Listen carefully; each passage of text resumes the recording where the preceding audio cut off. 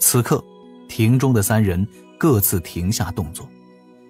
身为此地主人的伏羲氏最先向前，站在凉亭前抚须而笑，声音虽然清淡，但给人一种亲近之感。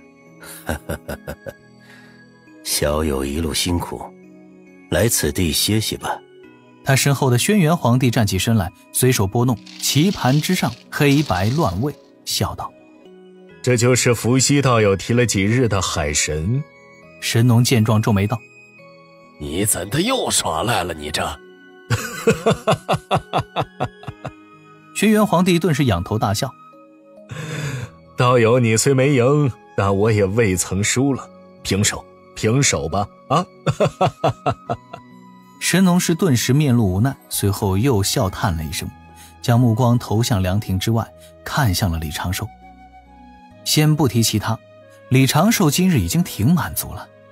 见到了这么多活在人族传闻中的人物，对于习惯翻古籍的他而言，确实有一种书中人物蹦出来的即视感。在大禹帝君带领下，李长寿走到凉亭前，躬身做了一个道揖：天庭海神人教弟子，拜见各位前辈。善，不错，快进来吧。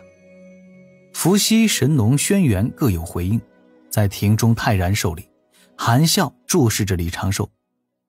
虽然在此时此地，李长寿的海神指导人看起来才是最是苍老的，但是他的辈分是真的很低。入了凉亭，奉上礼物，轩辕皇帝手掌拂过，一旁多了一只石凳，让李长寿入座。随后连同大禹四位退休人皇对着李长寿一阵啧啧称奇。李长寿满头的黑线，你们再看我可就要收钱了啊！伏羲抚须笑道：这化身构思颇为巧妙，竟是用剪纸成人之法，将多重纸人粘合，又用了炼气之禁制，掺杂炼丹之煅烧手法，似乎还有巫族秘录。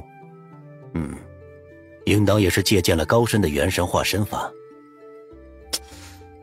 小友能有这般巧妙构思，实属不易也。李长寿听着伏羲前辈这般所言，心底莫名的有些酸楚，感觉自己这个神通就是攒出来的低配身外化身。也确实是攒出来的。自己没有身外化身之法时，为了本体能够不露面，确实是东拼西凑，硬搞指导人化身。等大法师赐下了身外化身之法，指导人又以他廉价，不伤及自身，不用寄托部分元神，可以多线操作，也不会精神分裂等优势，让李长寿坚定了魔改指导人之路。一直到今日，指导人之法和小琼峰之术帮了他太多太多。虽然后者分批次被扬了，但是这个不重要。一眼就能看出自己这指导人的底细，这位伏羲前辈之修为学识，当真是令受惊叹。大概这就是大佬吧。几位前辈对着李长寿的纸人点评了一阵，伏羲就将话题带到了正事上。伏羲道：小友这次前来，应是为了人族祭祀天地之事，也是有心了。李长寿缓声：玉帝陛下对火云洞中各位前辈本就十分敬重，于情于理也要问过几位前辈的意见，才可以放心在南赡部洲宣扬天庭之威仪。轩辕皇帝笑道：既如此，咱们也做做样子，答应了就是了。道友，咱们不可轻慢了天地。伏羲面露正色道了一句，轩辕皇帝老老实实的点点头答应了一声，略微的有点小尴尬。小友，你看这般如何？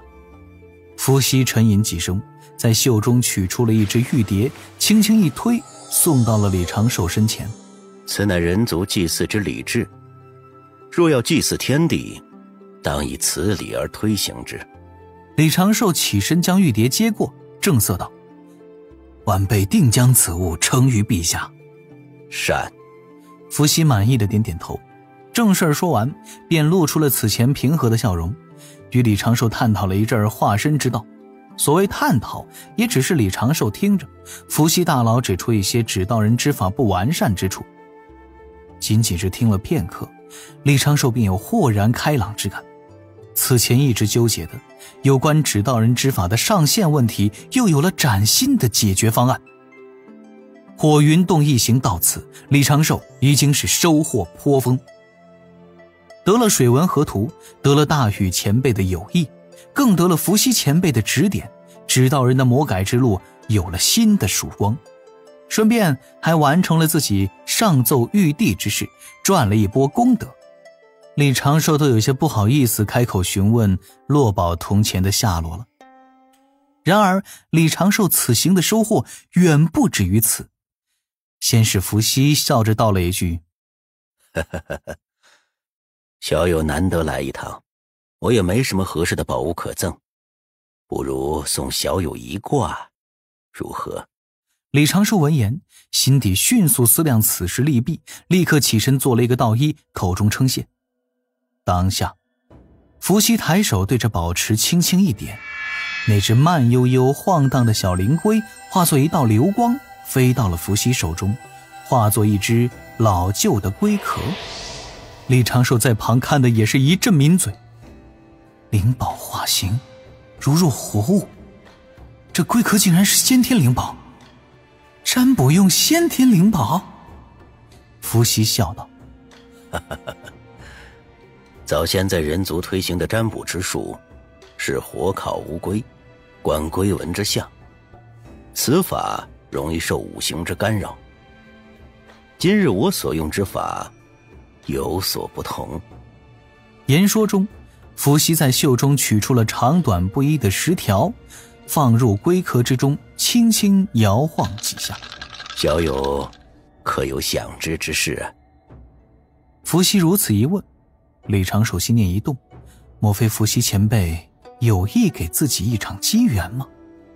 啊，晚辈修行日前，缺了一件趁手的护身宝物。李长寿拱手，今日斗胆，还请前辈帮晚辈卜卦时，算一算这般宝物的下落。善。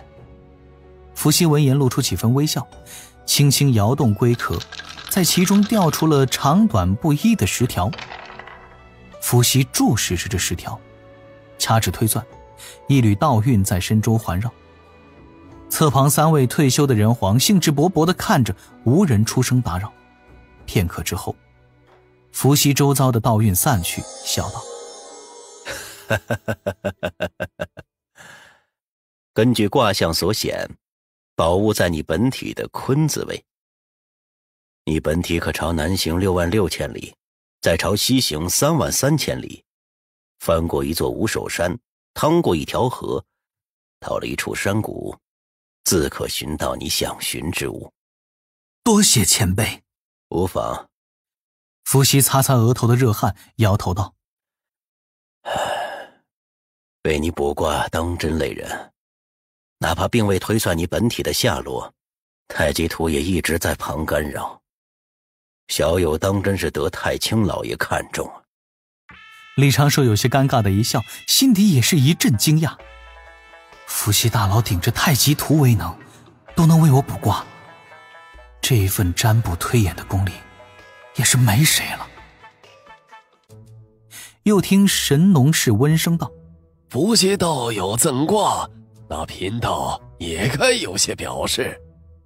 言罢，神农在自己袖中摸出了一只锦盒，用仙力递给李长寿。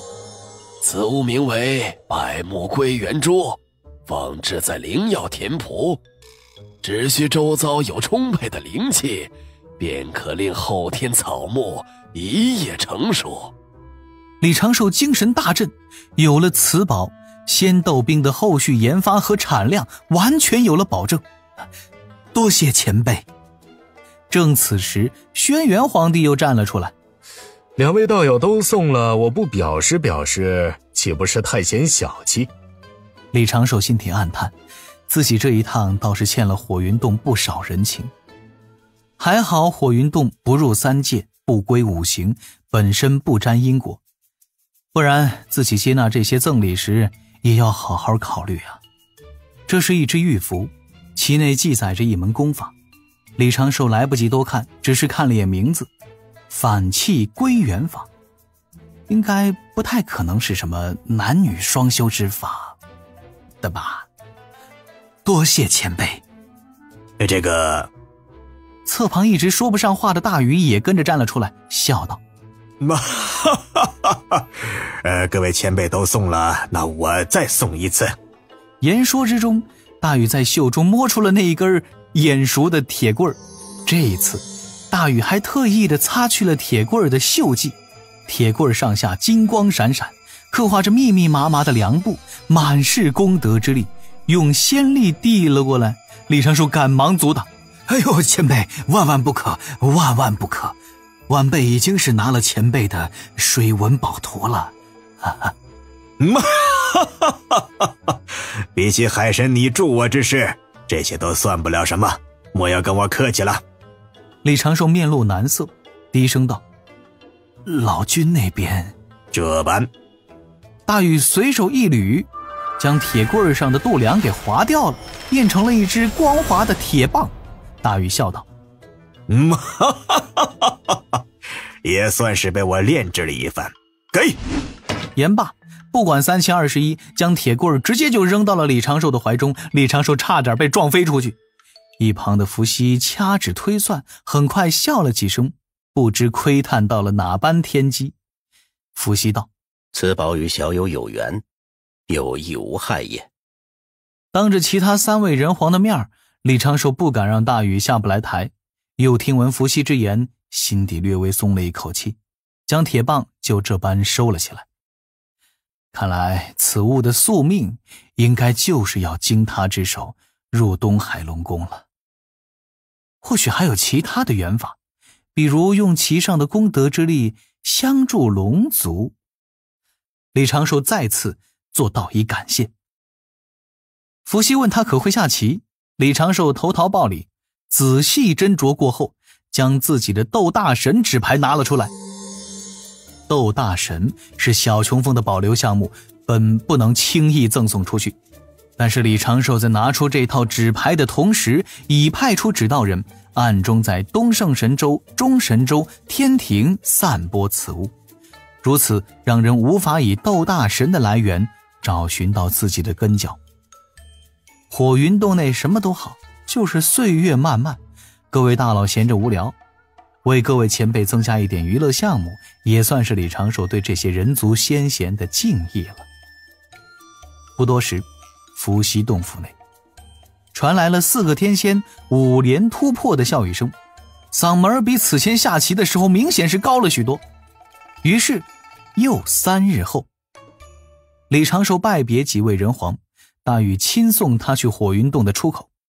临行之前，李长寿看脸自己未曾去的那一座仙山，那应该是燧人氏的洞府。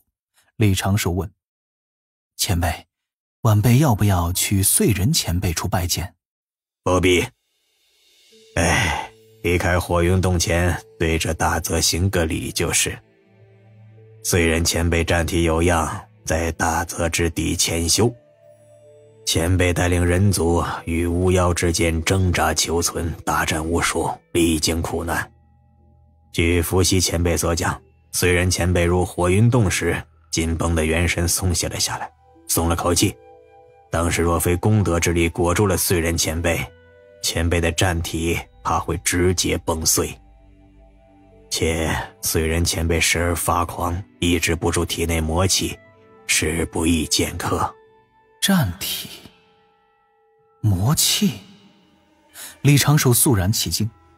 到了火云洞出口前，转身对着大泽做了3个道揖，口中念道：人族弟子在此拜见燧人前辈，愿前辈早日保体康复，愿我人族长盛不衰，四海安宁。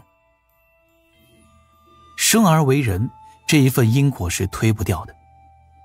水面泛起细细波纹，一抹微风吹来，似是给他的回应。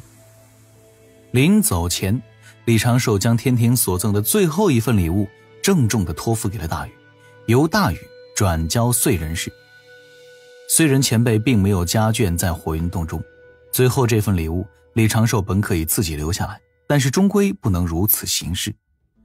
更何况他身为天庭的4阶正神，都率宫中听道人，玉帝倚重的海神，会缺蟠桃？哼，缺。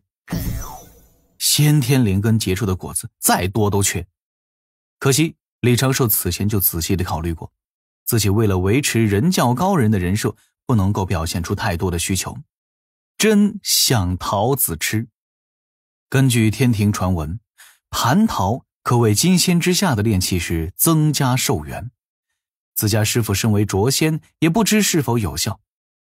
灵娥还未成仙，吃蟠桃总体而言是有害而无益，大概就是虚不胜补。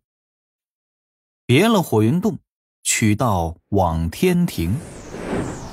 李长寿并未立刻赶去找寻自己的机缘灵宝，他心底虽然对几位人皇前辈满是敬意，但是稳妥考虑，还是要提前探查几番才是，不可不信，也不可尽信。而且伏羲大佬虽然未推算自己的本体根脚，只是给了自己一份地图，但是如果终点暴露了，自己本体此前所在的方位也就随之暴露了。这宝物如何拿取，李长寿还真的是要细细的思量一番。